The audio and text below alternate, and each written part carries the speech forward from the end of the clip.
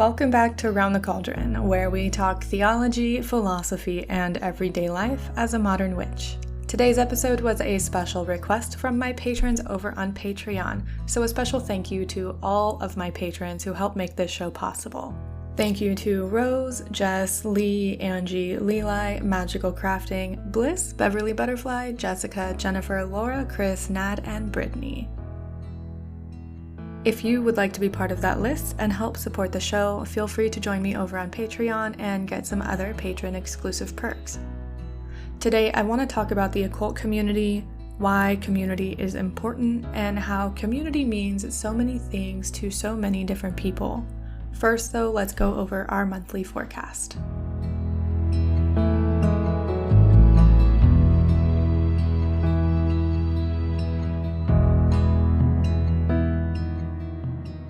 Alright, so to reiterate from last month's episode, we just got out of Mercury retrograde. Now that it's over, communication should get a lot easier and you should have a better time making larger decisions and speaking clearly. Any issues with technology may also start to relax too. Just because the retrograde is over doesn't mean you shouldn't think before you speak though. That's always good advice. We'll be moving through the new moon on July 8th and 9th with the dark moon on the 10th. Then we move through a full moon in Aquarius on July 23rd and 24th. I wanted to include some other fun festivals and holidays in this section too, because not everyone is from the United States and not everyone cares about the moon phases. So, according to nationaltoday.com, here are some cool things happening in July. Canada Day is on July 1st. International Plastic Bag Free Day is on July 3rd. The United States Independence Day is on July 4th. National Kitten Day is on July 10th. National Moon Day is on July 20th. For my Discord friends, July 22nd is Selena Gomez's birthday. It's okay if you don't get why this one's included. And then Eid al-Adha is on July 31st. I really hope I didn't mispronounce that. I did practice that before I said it. If you're celebrating a festival, holiday, Sabbath, or birthday this month, then I wish you well. Now on to the topic.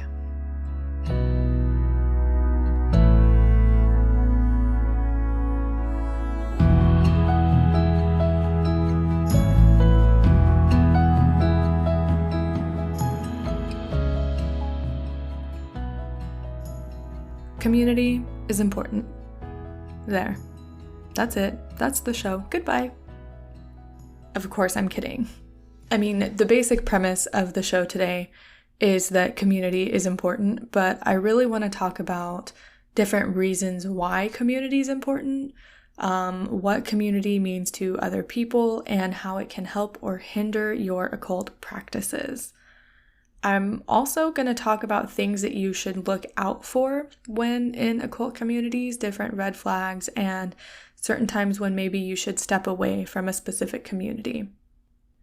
Now, I'm going to be speaking specifically about the occult community today, but I'll probably use the witchcraft community as a general example because it's one that I'm an active participant in. But this episode could probably be applied to literally any place ever. Probably. So, what's the occult community? First, we need to define what I mean when I say the word community. In this context, and probably many other contexts, community is just a group of people who usually have similar interests or things in common. It can be used in a broad sense to cover a wide array of people. For example, my city would be considered a community. We all live here. We all have a vested interest in maintaining the community for ourselves and others. It doesn't mean that we all believe or live the same, just that we all live in the same common area, and that first part's kind of important. In a more specific case, we have smaller communities that are built around common interests, ideas, beliefs, and practices. This would be the witchcraft community, where we all have a common interest, belief in, or practice of witchcraft. It can be the queer community. Hello, that's also me as a pansexual person. Or even the writing community or YouTube community. Within the occult community, there are smaller communities. I'm going to call them sub-communities for the sake of being easy to understand. So the wider occult community encompasses any other sub-community within it.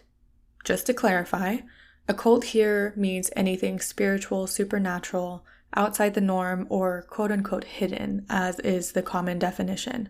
Witchcraft is occult. Tarot is occult. Ceremonial magic is occult. Astrology can be occult. Paganism and polytheism aren't necessarily occult, but I'm going to put them here because it's been my experience that we all tend to just mix together. If that's not you, that's okay. And if you really want to get down to a micro level, each community and sub-community also has their own communities and cliques.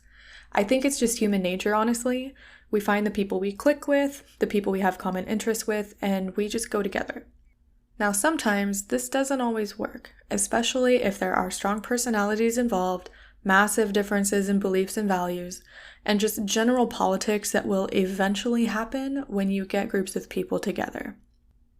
So what's the purpose of community? Why is community important, especially in occult spaces? I have a few different reasons why I think we should be cultivating community, and then I actually asked in Discord and on Twitter for your opinions. So let's talk about my opinions first. It's my podcast, I do what I want. So one of the first things that I think community is important for is socialization and a sense of belonging. This is especially true when we talk about occult spaces because we are generally outside what society would consider quote-unquote normal. And to go into a shared space in a society and be on the fringe, you don't really always feel like you belong.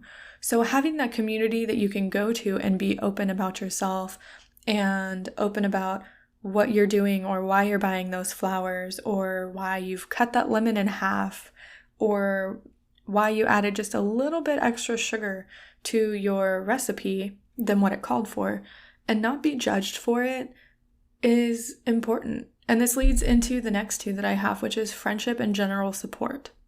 If I go to my daughter's friends' parents and I start talking about Sabbath celebrations or rituals or spell ideas or even the fact that I have a YouTube channel and a podcast, chances are I'm going to get looked at funny and, I don't really know how that's going to go.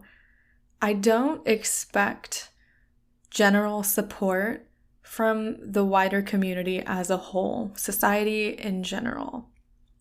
And it's really nice to have that community to fall back on where we can be ourselves and we can talk about our regular lives, but also our lives and our practices within any of the occult things that we're interested in or that we do.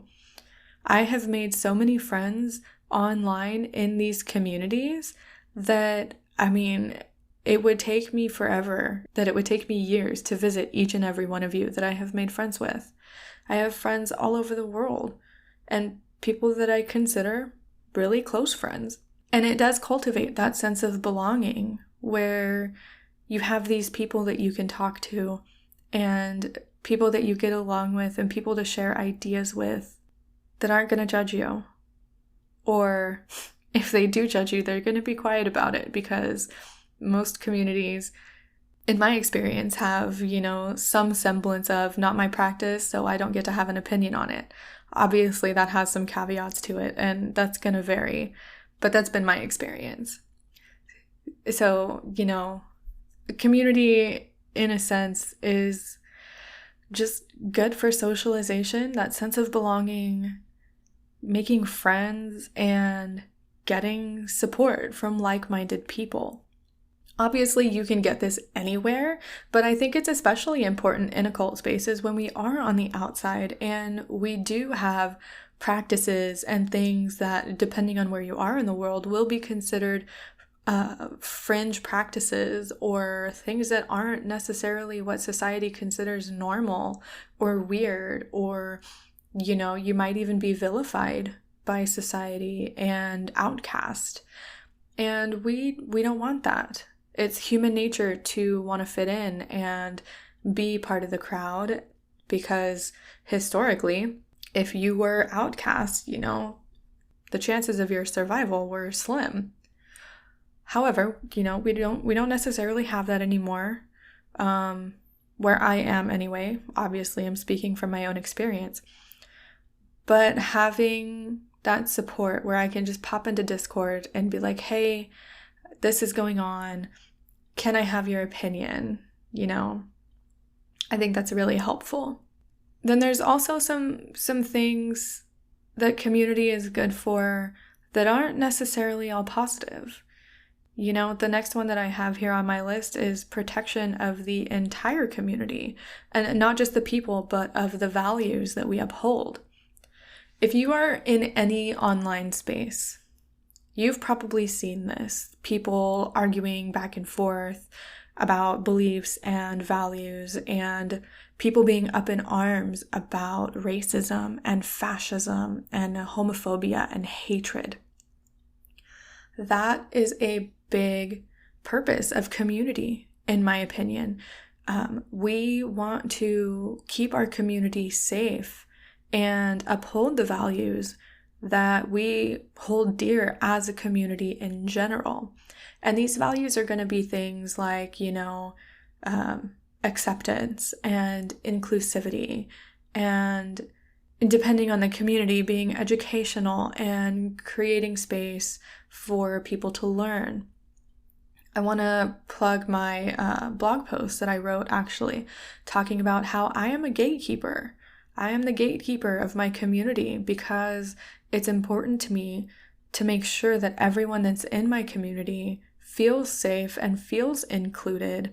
And I don't want people in my community who are racist or homophobic or transphobic or who deny science, or, we don't deny science here in my spaces. That's just not something that happens, and I don't allow it to happen in my communities.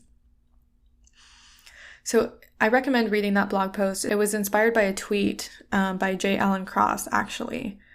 So that link is going to be in the show notes. I definitely recommend that you read it. But community upholds the values, and you can see this even in wider spaces, like cities and even states, where people vote on things. Then the majority rules, and it doesn't always work in everybody's favor. Actually, here in the United States, it hardly ever works in everybody's favor. However, that's an example of community and the majority of the community upholding the values that they hold dear and that they value and that they think are important. Community is also good for accountability. And this is why we should have a well-rounded community as a whole. I don't think that we should have people separating themselves into subcategories or subcommunities and never really interacting with everyone else. That's not a well-rounded community, and you can end up pigeonholing yourself into specific beliefs and practices without really understanding what else is out there. It also can lead to radicalization of your beliefs, which is an entirely different episode and an entirely different topic. However, having a well-rounded community is important because it brings you new perspectives, but it also brings you accountability. Say, for example, I made a mistake. I messed up. I used a term that has bad connotations or that I should not be using online in some space without knowing. And someone comes to me and they say, hey, Megan, you kind of messed up here and we don't say this and this is why we don't say this. And then I can turn around and be like, oh my goodness, I'm so sorry. Let me make this correction and make a public post about it. Say, it's brought to my attention that I said X and Y and I did not know X and Y was bad for whatever reason, etc. We need to be able to cultivate a community of accountability where people feel okay coming to me or coming to someone else and saying, hey, you kind of messed up. Here's why you messed up. Let me give you some resources, or let me point you in the direction of someone else who has resources, and let's make this better and make this a learning experience. Accountability is extremely important in our communities because there is so much room for error, and it's so easy for some people to go from one side to completely radicalize their beliefs and turn into something that we do not want in our communities, like a massive racist or a fascist. We don't want that.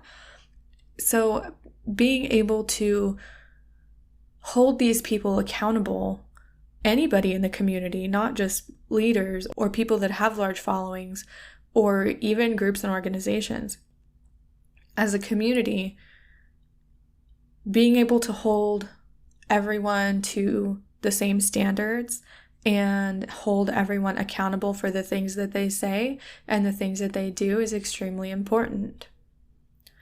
This also goes into checks and balances, which helps keep the community cohesive, and it makes sure that no one gets too big for their britches, so to speak.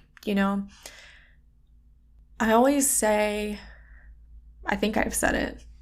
If I haven't said it, I've thought it at least, that just because someone has a large following doesn't mean they know what they're talking about, right? It doesn't mean that they're going to be right all the time. It doesn't mean that everybody should follow them and do what they say.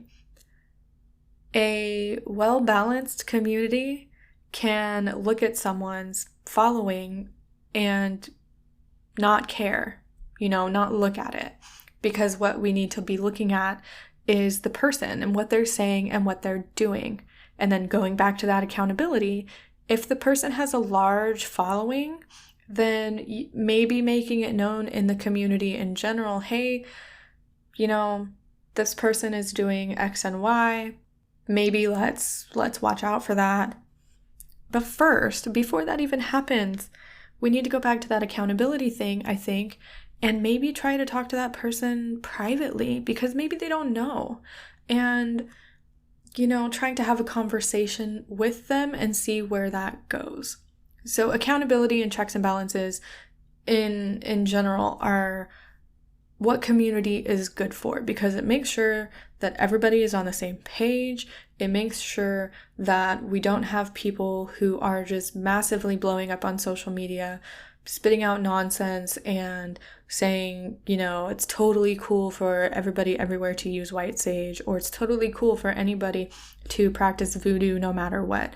Those are the kinds of things that community in general will watch out for to protect other people in the community and even new people that are coming into the community who don't know any better. And then community is also good for getting new perspectives. Before I was online, before I joined any sort of community or social media with the specific intention of learning more about witchcraft or Irish paganism or any other sort of spiritual practice, the only perspective I had was my own, the people that I talked to in real life that had similar interests, and from the books that I was reading. Since joining community, my perspectives have been entirely shifted, and I have learned so many different things from so many different people who are online, sharing their experiences, talking about their practices, and answering questions. And going back to having a well-rounded community, this is extremely important. And it's something, I don't know how many times I have said well-rounded, but it's important. Because if you are stuck in just one belief system with one perspective, you're missing out on a lot. And new perspectives are important, not just for learning how to do new practices, but it really opens you up to the nuance of witchcraft and other pagan and polytheistic beliefs, but also any other sort of occult practice. That's another thing that I didn't have on my list, and it can go along with new perspectives, that's fine, is nuance. Community provides nuanced conversations, and this is because you have so many people that are coming together from so many different walks of life who have so many different experiences that may be able to provide a new perspective on an issue that you were either on the fence about or hear me out, you're open-minded, because I think everybody should be open-minded, and you get new information, and then you realize that maybe your perspective needs to change and grow with the new information that you learned. I hope all of that made sense and that you understand kind of where I'm coming from with why community is important. I'm the kind of person who enjoys smaller communities, more close-knit communities, not necessarily because everybody believes the same, because trust me, in my Discord server, I don't even have like 100 people in my Discord server right now, and we don't all think the same, and we do have some pretty good discussions in there sometimes. I'm in Ari the Oak Witch's Discord, and the same thing over there too. It's a smaller community, but that doesn't necessarily mean that we all think the same. I prefer smaller communities just because then it's easier for everyone's voice to be heard. Plus, I also have social anxiety, and being in a large group of people really terrifies me. So I do like to keep my own specific community smaller, and I do like to be part of smaller communities. But I'm also part of larger communities, but I'm more of a lurker. And I don't always hop into conversations. But these are just some of the reasons why I think community in the occult is important, and why we should be cultivating a sense of community, but also keeping very specific things in mind for what we need in our community, and what we want in our community, and what is currently allowed in our community.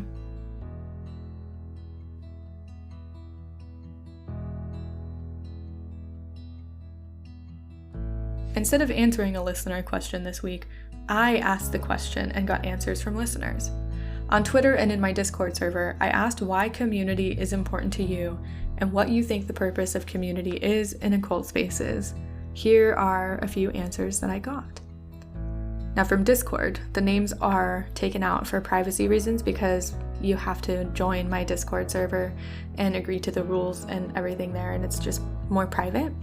But here are a few answers that I got from Discord. Community is important for pretty prosaic reasons, like the sharing of information, training little witchlets, and so on. But let's be real. Most of us are working without the benefit of a magical group in real life, and when we have experiences that are outside the norm, it's very helpful to have people that we can talk to about them. That's true whether we need someone to point out that we're going overboard, or to just tell us, no, that is really weird and you should probably cleanse your everything. Community is great because it allows us a way to bounce ideas off each other and learn from people in different pathways. There is so much stuff I would never have been exposed to without the online community, and I think that capacity for sharing knowledge and experience is wonderful. I also like having like-minded people that I can just hang out with. It makes a difference to not being sure how much to share about your practice, even in a completely conversational way, because you never know how someone outside the community will take it. But within the community, you can just be chatting about baking, for example, and it's not weird to just throw in oh, and I put in some sugar too to sweeten this conversation I'm expecting to have. Similar to what others have said, I just like to have the support of people who are having similar experiences to me. Also, where I can learn from other people. I hadn't been in any online communities for almost 10 years before last year, including following creators on YouTube. I really increased my knowledge tremendously. Books just aren't the same as someone discussing real-life experiences. And then from Twitter, Alex said this: community is growth through exchange and mutual learning. It's important because it also provides a safer space and a place free of judgment. I hope that community's goal is to help each other grow and discover new practices. An occult path is never traveled entirely alone for me. Then Kat Borealis of the Borealis Meditation Podcast had this to say: community is a support system that I feel has always been virally important for humans. It's a group of people who you can lean on and who can lean on you. Communities tend to form around a common goal or interest. Religious communities look after not only your physical well-being, but however you want to call it, spiritual, emotional, mental well-being. In the occult, we tend to be on the outside of more traditional societal communities when it comes to religions or spiritual practice, so forming our own is vitally important for our well-being.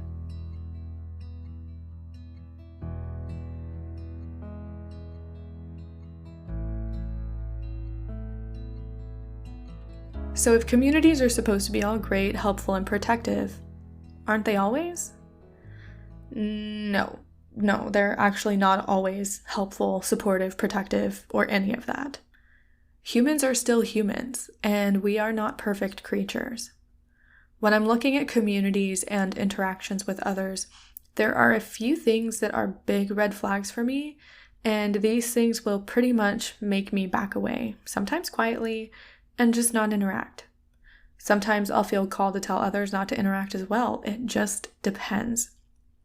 So in my opinion, what should you look out for in communities? Things like exclusivity, dog whistles, vilification, and confinement. You should also watch out for anything that matches the bite model of cult, but that's a different episode. If you want more information on the bite model, I'll leave that in the show notes.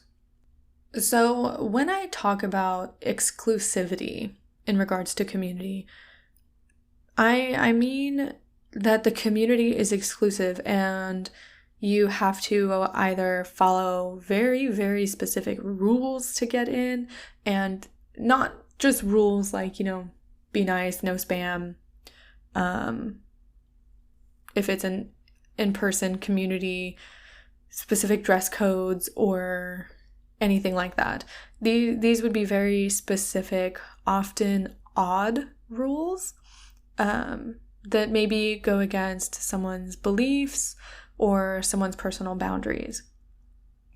An exclusive community would also be one that doesn't welcome outsiders, or who does welcome outsiders, but only specific people are given room to speak and teach and make the rules, etc. My issue with communities that are entirely exclusive is that it has a narrow field of vision, and being involved in an exclusive community can sometimes feel like, you're involved in this particular community and it's exclusive and it's wonderful and you've been let in, so you can't go anywhere else. Exclusive communities also they tend to be narrow-minded. They don't allow for other beliefs. They don't always allow for discussion. They don't allow for questioning of authority. I don't tend to see a lot of this online, to be honest. I do know that there have been some experiences shared, like on Twitter, about communities in person who are kind of like this, where you have to follow their very specific, very weird rules, and whatever the leader of the community says goes no matter what. Nobody can question it. And that's just not a community that I want to be part of. And it's not a community that I want other people to be part of, because it's not a good experience. And I would never recommend that. The next red flag is dog whistles. So dog whistle is a phrase that's used to talk about terms and phrases, maybe even images, that aren't blatantly problematic, but they signal to other things that are problematic. So I'm trying to think of an example of this. Okay, so within Norse pagan communities, there is a group of people who are white supremacists. I just say it like that. And from what I understand, I'm going to leave links to Ocean Keltoy, Wolf the Red, and some other heathens and Norse pagans in the show notes so that you can get that information directly from them, because I don't want to misspeak. But there are certain people in the Norse pagan community who are folkists. And the phrase folkist, for me, in my experience, is a dog whistle to white supremacy, because these are people who think that only white people can practice Norse paganism, that white people should not be mixing with people of other races. It's very, very, very white supremacist and absolutely unacceptable. But the phrase folkist for me would be a dog whistle to just not interact with that community whatsoever. Maybe learn some more about it so I can be better educated on the community in general and what they accept and what they don't accept, so that I can then tell other people about it. There are so many different types of dog whistles that it's just ridiculous. Oh, another one that just popped into my head for transphobia would be woman. So this is going to be people who think that your magic comes from the womb and only those assigned female at birth, or those people who have a uterus and also identify as female, can practice magic. And they use the phrase wombin, which is spelled like womb, WOMBENYN, whatever. When I see this word anywhere online, that's a big no-no for me to interact with that community. Not because I'm trans, but because I don't want to be involved in a community that would exclude trans women and people who don't have a uterus. I'm not trying to be part of an exclusive community that leaves people out. I don't want to cultivate a space that is exclusive to specific people and that does not include trans people and other people of the queer community. So that would also be a dog whistle for me. And you're never really going to know all of the dog whistles, and this is why it's important to have a well-rounded community, like I talked about earlier, because people in sub-communities that have experience with people bastardizing their practices or being like on the fringe of even their practice will have experience with what those particular groups use as dog whistles to signal to others like, hey, we're not going to say blatantly that we don't think trans women are women, but we're going to use this term so that if you know, you know, right? That is something that we want to avoid. So having, again, a well-rounded community and gaining those new perspectives and joining a community that has many sub-communities in it and listening to people in that community is important, so you can watch out for this red flag. The next one is kind of interesting because it's nuanced, and I do not have enough time in the day to go into absolutely every single thing of why this type of thing is nuanced. And this is communities that are quick to quote unquote cancel other people. And it also leads into the fourth one that I have written down here, which is no room for growth. And I have something else that I want to talk about with that. But a community who is quick to cancel other creators or other people that are online, I think is harmful and damaging to the entire community in general. And there's a few reasons why. So obviously, this is going to depend on situations. This is going to be a case-by-case basis. So please keep that in mind. I can't cover absolutely everything. And you can even tell that me trying to talk about this is making me nervous because I don't want to be like, oh, we're going to cancel Megan. She said something we don't like. I'm going to talk about cancel culture in the occult community probably in another episode because it's different, I think. Not necessarily different. It has its place. I'm not against cancel culture because cancel culture isn't just canceling people, it's holding people accountable for their actions and their words. However, when you have a community that gets together and they see someone doing something they don't like or that they disagree with, if that particular community is quick to jump the gun and speak out about that person and tell people they shouldn't follow them or they cancel them, basically, that's a problem. Because first of all, I think if it's the first occurrence, maybe the person just doesn't know, and maybe a private conversation would be more appropriate. Hey, like I talked about earlier, hey, you did this or you said this, and did you know that that's wrong because of this, or that's harmful because of this. If the person's like, yeah, I knew that, I don't see a problem with it, then maybe you can share that information with the community as a whole. But a community that is quick to speak out against other people without trying to go about it in a more practical or a more adult way by having conversations is harmful, because it can lead to people being afraid to speak out about other people, because the community that person has built up is quick to attack other people that attack the first person or that talk about the first person in a not so great way. I have books that I have wanted to review, that I have wanted to just talk about, that I won't talk about online in public because of the community around some of these authors.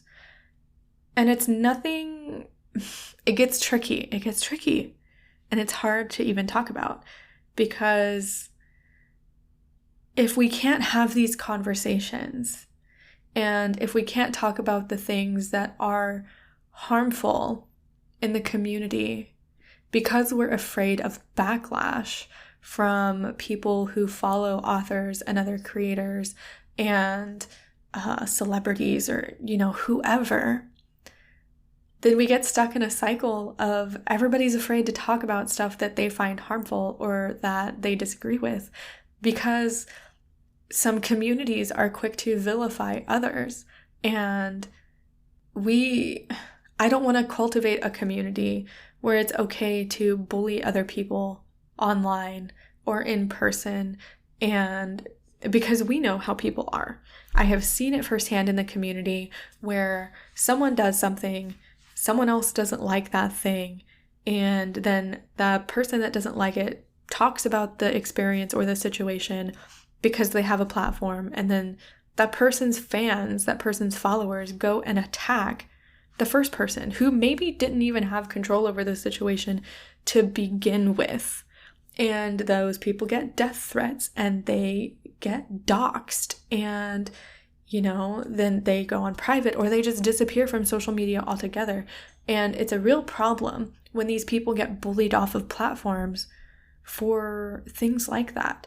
Now, there are people who need to be held accountable and who should not have followings. I'm not saying that every specific person or every certain person, what am I trying to say? I'm not saying that every person that has a following doesn't deserve a following. Where was I going with that? Oh, I was on a roll and I lost it.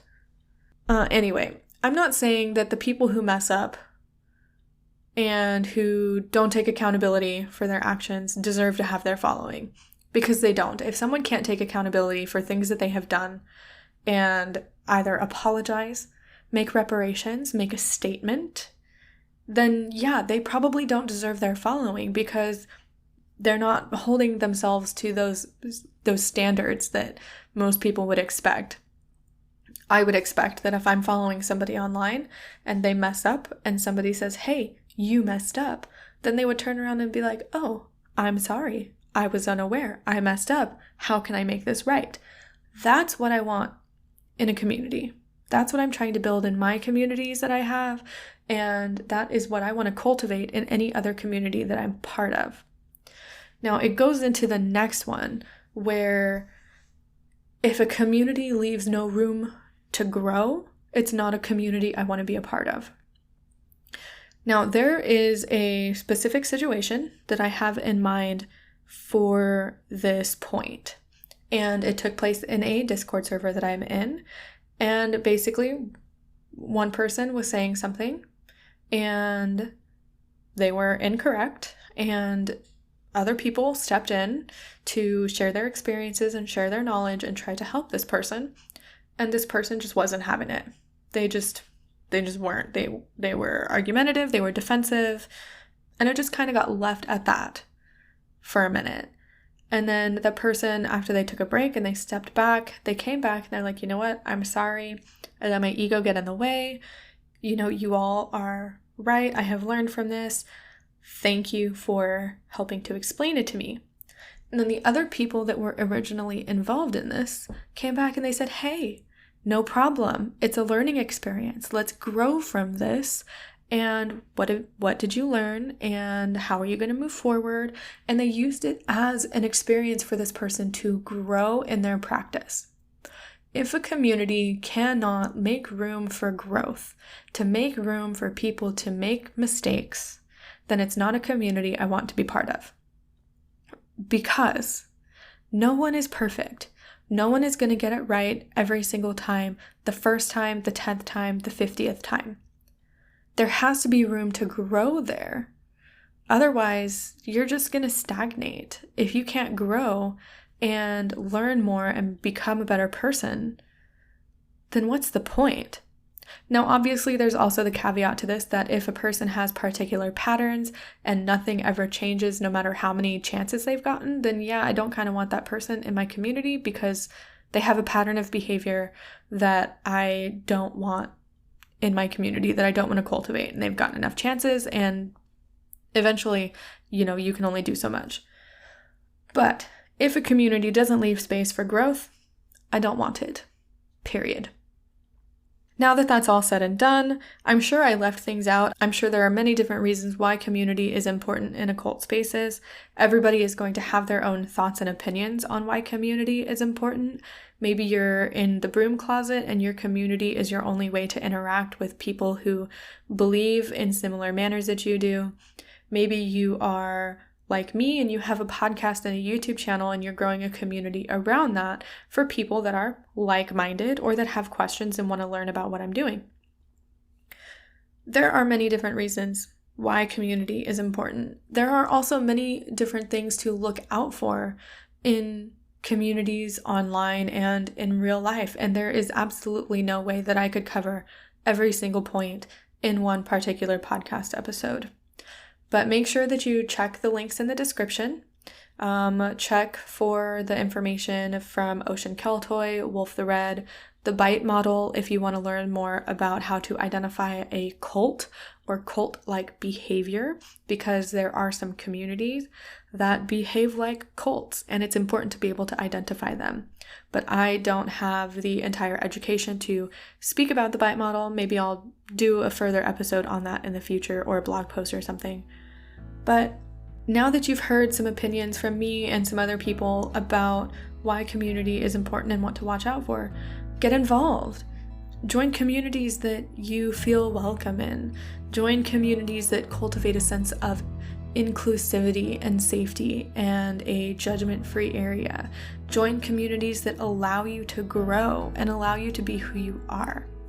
Don't be shy about joining a community. The first step is actually doing it. My community is open if you would like to join my community. I have a Discord server that is fairly active. I also have a Facebook group that's not too active. I'm not generally on Facebook very much. I am going to try to be more active with that Facebook group. It's just not something that I use very much.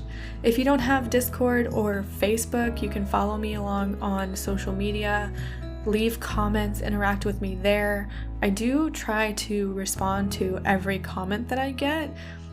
DMs do get more difficult because sometimes they get lost, especially if I don't follow you. They get put in a different folder. But just get involved. Find a way that you can get involved. I don't know if I can recommend getting involved in a community in real life outside of the internet right now because of COVID. If you feel safe and comfortable to do so, if you are fully vaccinated, then I can recommend it. Otherwise, be safe with your communities. And remember, if you're in any occult space and you're looking for community and friends, we're out there. You just have to say hello.